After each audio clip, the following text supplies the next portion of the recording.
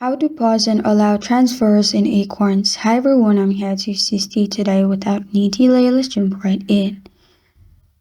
To pause your transfers, what you need to do is log into your Acorns account. If it's from the app, from your home screen, tap the profile icon, tap settings, then tap linked accounts.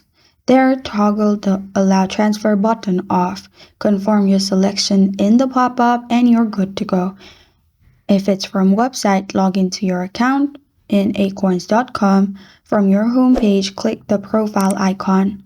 Then under personal settings, click linked accounts. Toggle the allow transfer button off. Confirm your selection in the pop-up. Confirm everything and you're good to go. This is how to pause and allow transfers in Acorns. Thank you for joining me today. If this video helps you out, please leave a like and subscribe for more.